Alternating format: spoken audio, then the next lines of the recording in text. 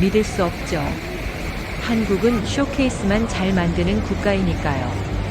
영국 환경학자 엘리너 그랜트 15년간 세계 32개 도시를 평가한 도시의 판관. 서울행 비행기에서 그녀는 이미 결론을 내렸습니다. 청계천은 보여주기용 프로젝트라고요. 그런데 일주일 뒤 충격적인 일이 벌어졌습니다. 직접 채취한 물 샘플 6년간 변하지 않은 수치. 밤 10시 도심 한복판에서 목격한 믿기 힘든 광경. 런던도 파리도 베를린도 실패한 걸 서울은 해냈습니다.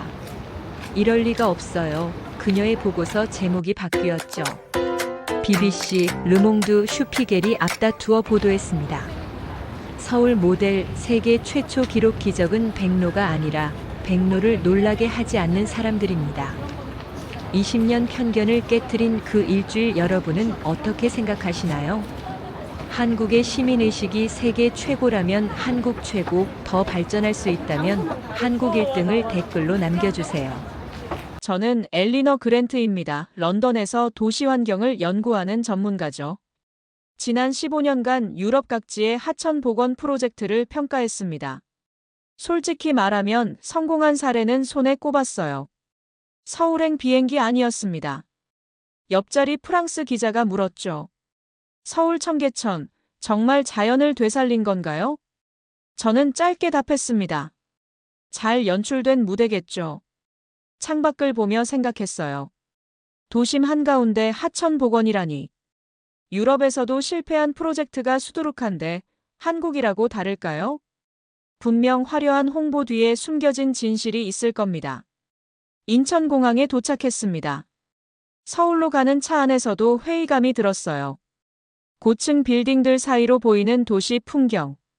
이렇게 촘촘한 곳에 진짜 자연이 존재할 수 있을까요? 청계천 입구에서 박화영 씨를 만났습니다. 서울시 생태기획관이라고 했죠. 환영합니다. 서울은 오늘보다 내일 더 깨끗해야 한다고 생각해요. 정중한 인사였습니다. 하지만 저는 속으로 중얼거렸어요. 기준은 좋지만 실상은 다르겠지. 하천 수질 유지는 결국 약품 투입을 의미하지 않나요? 제 질문에 박화영 씨가 고개를 저었습니다. 약품은 없어요. 매일 시민들이 지켜주죠. 시민들이요? 도시 한가운데서요? 네. 믿기 어렵다면 직접 걸어보시겠어요? 저는 미소 지었습니다. 좋아요. 얼마나 연출된 자연인지 확인해 봅시다. 걷기 시작했어요. 메모를 남기며 관찰했죠. 1분 간격 쓰레기통, 50m마다 CCTV, 인위적 조형물들. 역시나 통제된 공간이었습니다. 그런데 한 시민이 눈에 들어왔어요. 강변 난간에 기대커피를 마시던 사람이었죠. 그가 자리를 뜰 때였습니다. 컵을 들고 20m 떨어진 쓰레기통까지 직접 걸어갔어요. 제 펜 끝이 잠시 멈췄습니다.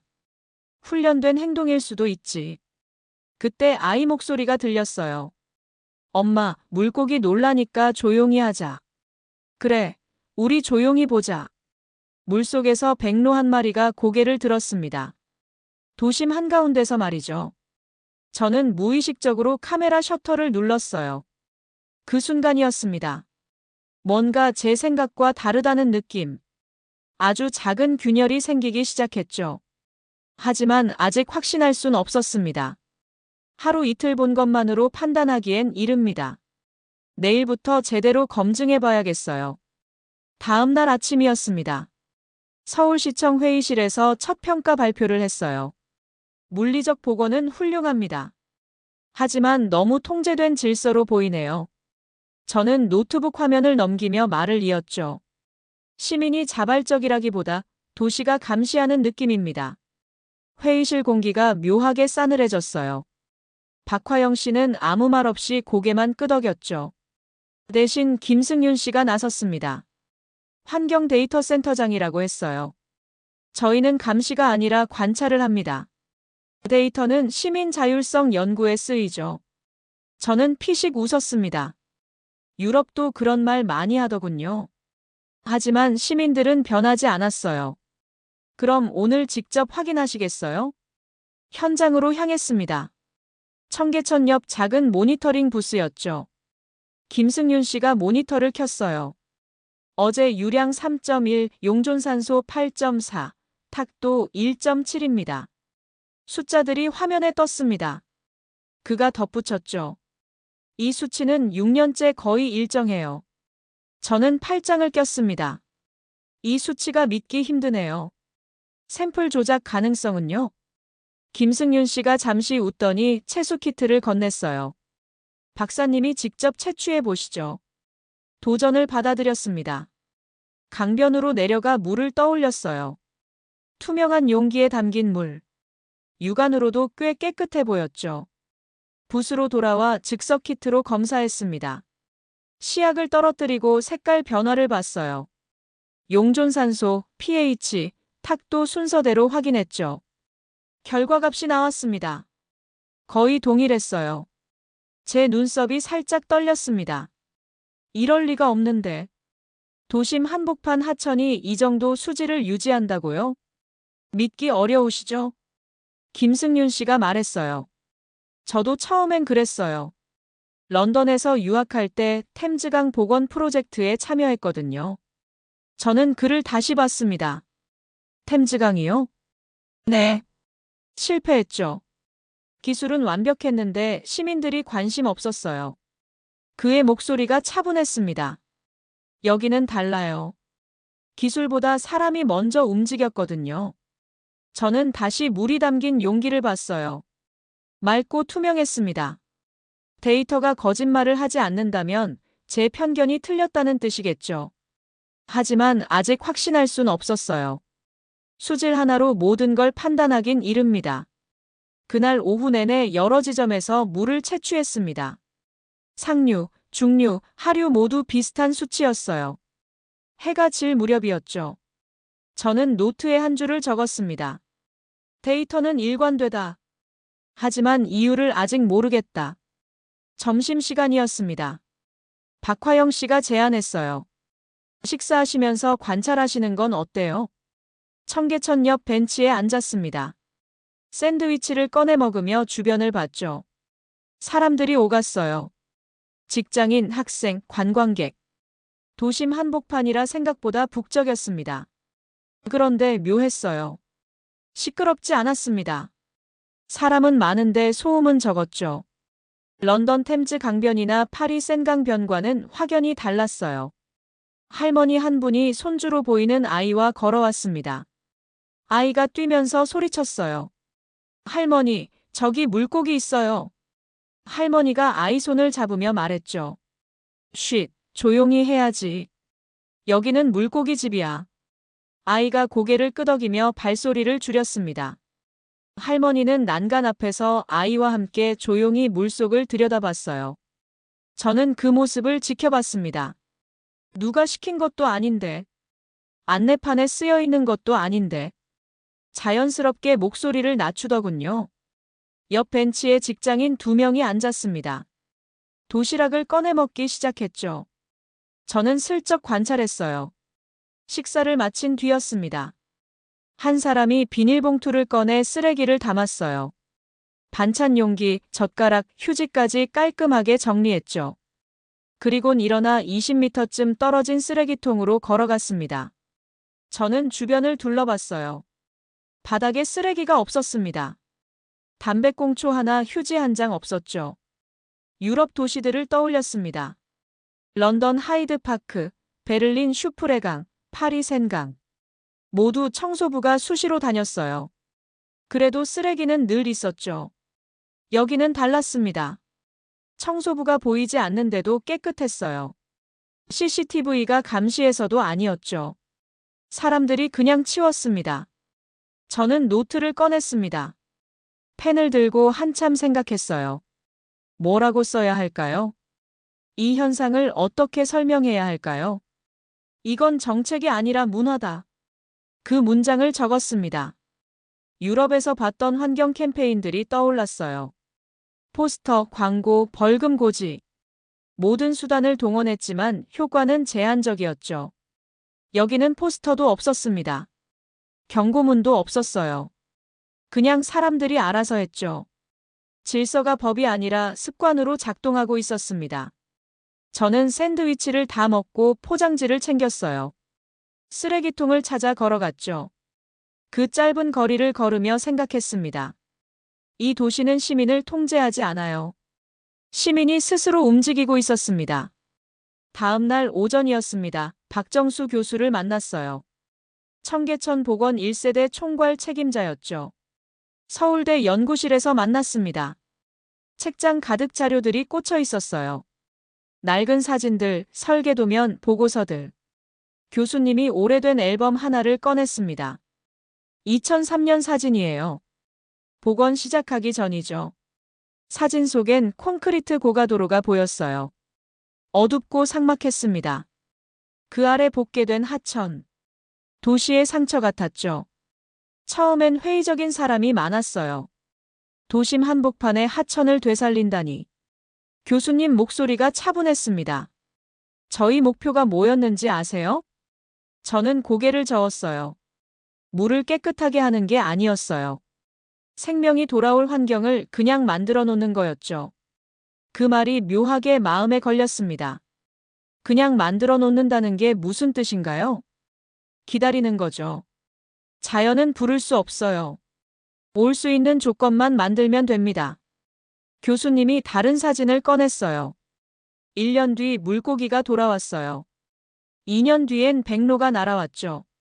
사진마다 날짜가 적혀 있었습니다. 2006년, 2007년, 2008년. 시간 순서대로 정리돼 있었어요. 5년쯤 지나니 곤충이 보이기 시작했어요. 잠자리, 나비. 그리고 철새들도 왔죠. 저는 사진들을 하나씩 넘겼습니다. 변화가 보였어요. 처음엔 텅 빈 수면. 점점 생명이 차오르는 모습. 마치 타임랩스 영상 같았죠.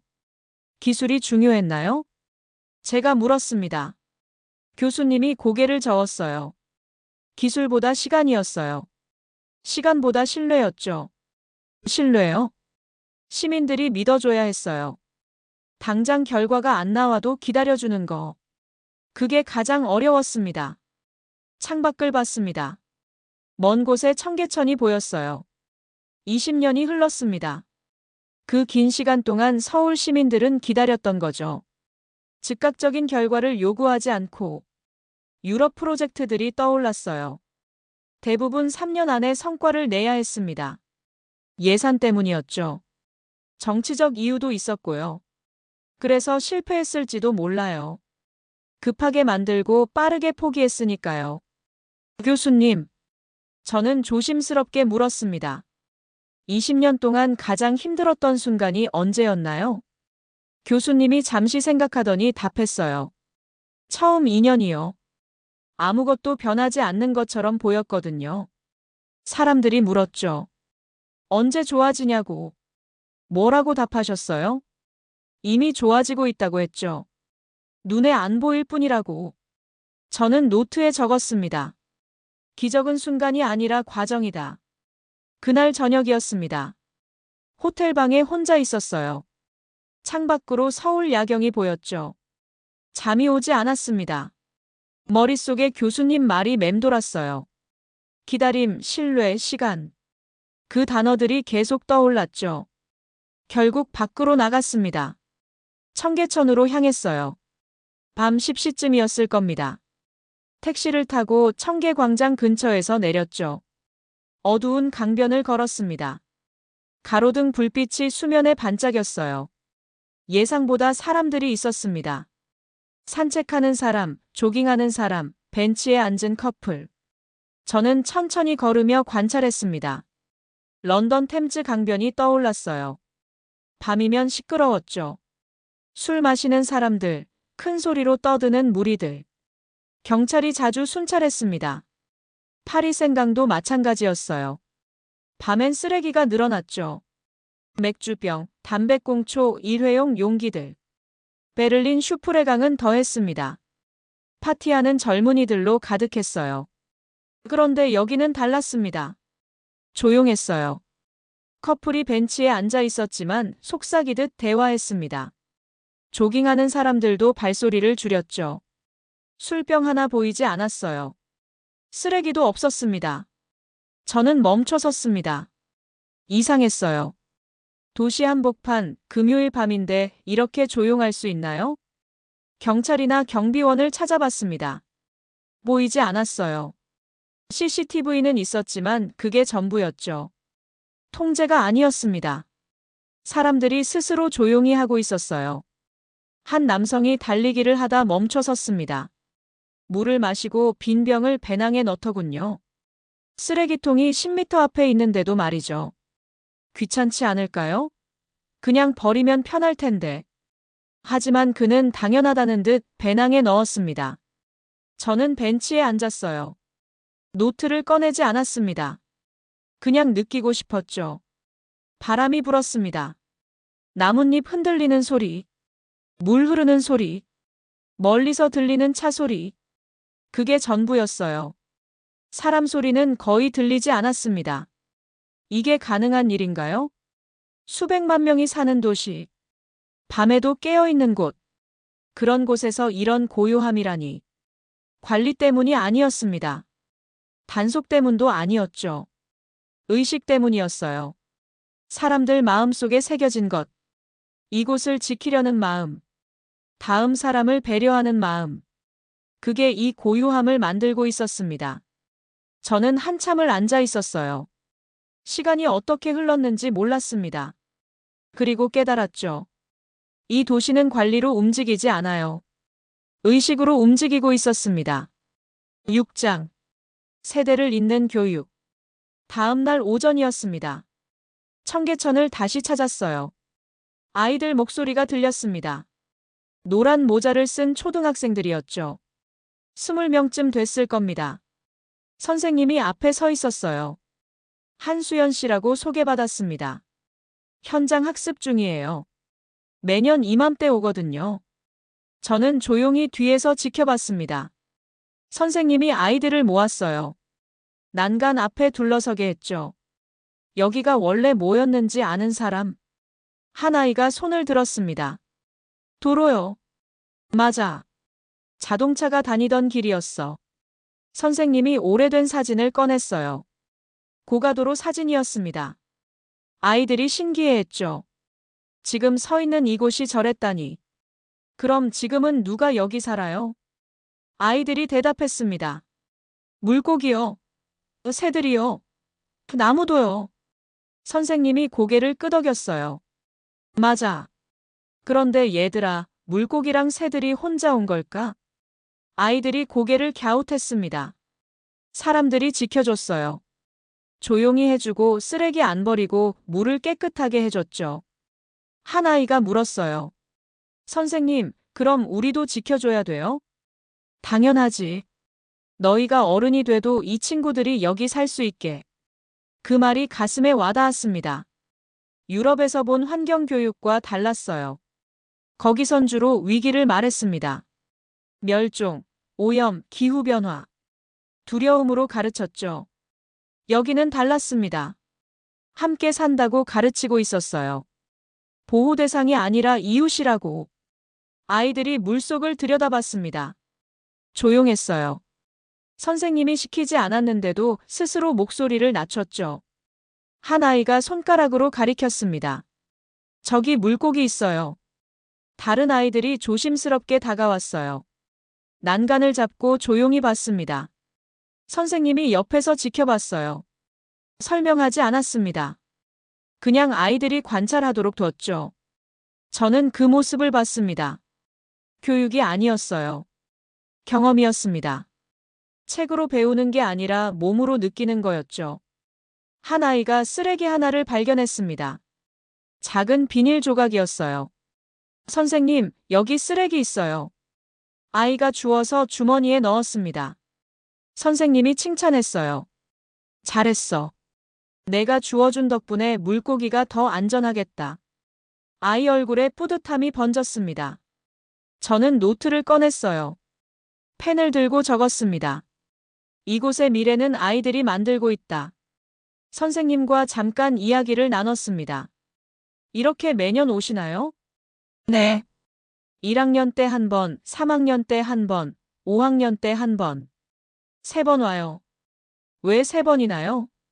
한 번 보면 신기해하고 2번 보면 익숙해지고 3번 보면 자기 일이 되거든요. 저는 고개를 끄덕였습니다. 그 말이 맞았어요. 습관은 반복에서 오니까요. 이 아이들이 자라면 청계천은 더 조용해질 겁니다. 일주일이 흘렀습니다. 호텔방에서 노트북을 켰어요. 찍어둔 사진들을 정리하려고요. 폴더를 열었습니다. 사진이 200장 넘게 있었죠. 첫날 사진부터 봤습니다. 백로 사진이었어요. 물속을 들여다보는 모습, 날개를 펴는 순간, 먹이를 잡는 장면. 둘째 날도 비슷했습니다. 물고기 떼, 수초, 돌 사이로 흐르는 물. 생태 사진들이었죠. 저는 생태학자니까요. 당연히 자연을 찍었습니다. 그런데 사흘째부터 달라졌어요. 사람이 보이기 시작했습니다. 쓰레기를 줍는 시민, 아이 손을 잡고 걷는 할머니, 벤치에서 책 읽는 학생.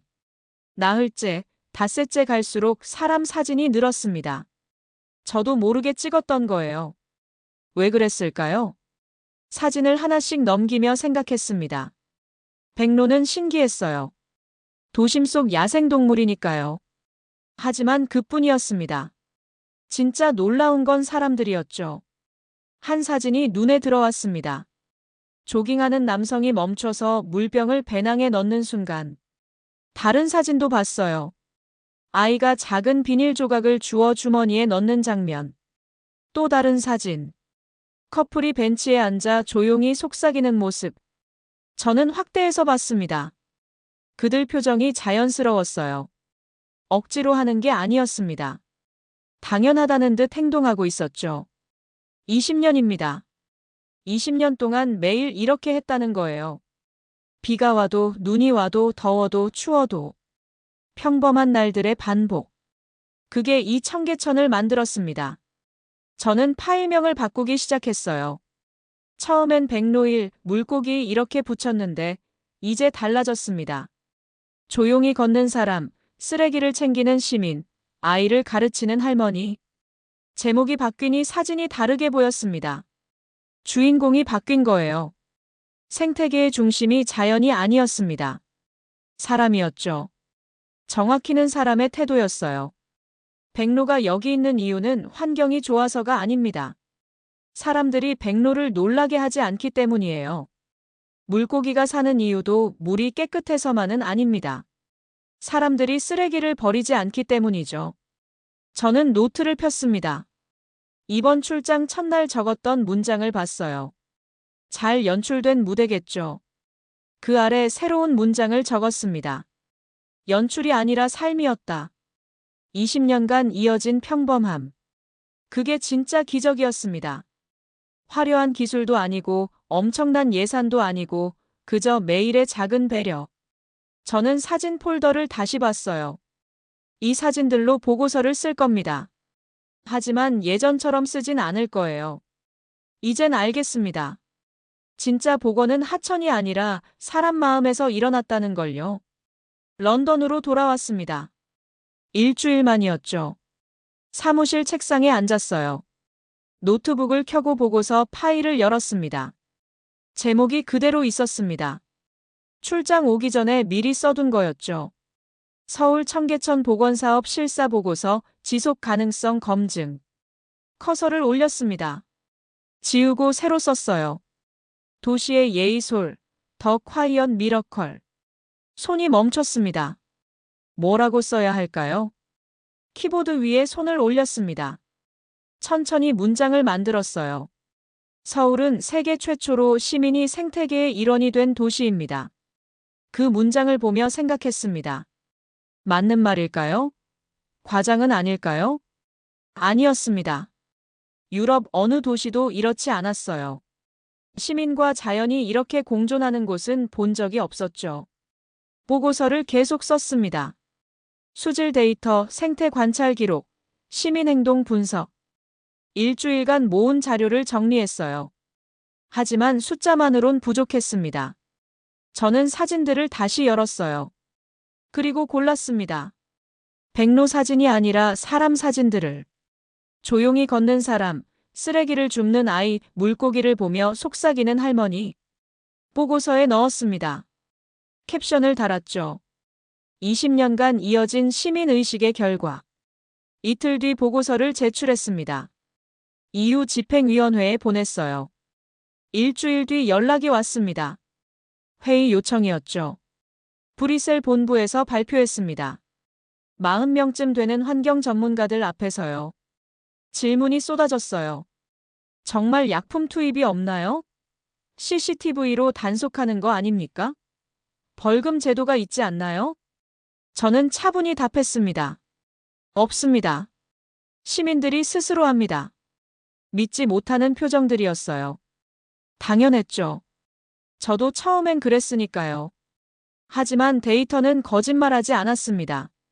사진도 관찰 기록도 모두 사실이었어요. 한 달 뒤 BBC에서 연락이 왔습니다. 인터뷰 요청이었죠. 이어서 르몽드, 슈피겔도 연락했어요. 서울 모델이라는 말이 생겼습니다. 기사 제목들이 보였어요. 기술이 아닌 문화로 되살린 도시 시민의식이 만든 생태 기적 20년의 인내가 낳은 결과. 저는 그 기사들을 스크랩했습니다. 사무실 책상 서랍을 열었어요. 서울에서 가져온 노트를 꺼냈죠. 마지막 페이지를 폈습니다. 빈 공간이 있었어요. 펜을 들었습니다. 한 문장을 적었죠. 기적은 백로가 아니라 백로를 놀라게 하지 않는 사람들이다. 그 문장을 보며 미소 지었습니다. 서울은 제게 가르쳐줬어요. 진짜 복원은 자연이 아니라 사람 마음에서 시작된다는 걸. 노트를 덮었습니다. 창밖을 봤어요.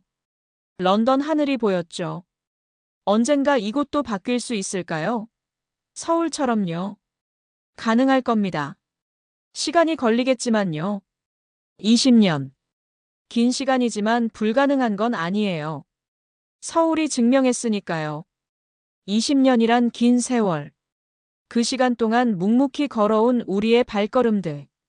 할머니가 손주에게 조용히 해야지, 여기는 물고기 집이야라고 말씀하시던 그 따뜻한 목소리. 퇴근길 지친 발걸음에도 쓰레기를 챙기던 직장인의 작은 손길. 매년 아이들을 데려와 생명의 소중함을 가르치던 선생님의 인내. 화려하지 않았습니다. 누가 알아주지도 않았죠. 하지만 그 평범한 날들이 쌓여 오늘 세계가 놀라는 기적이 되었습니다. 우리는 특별한 기술로 이룬 게 아닙니다.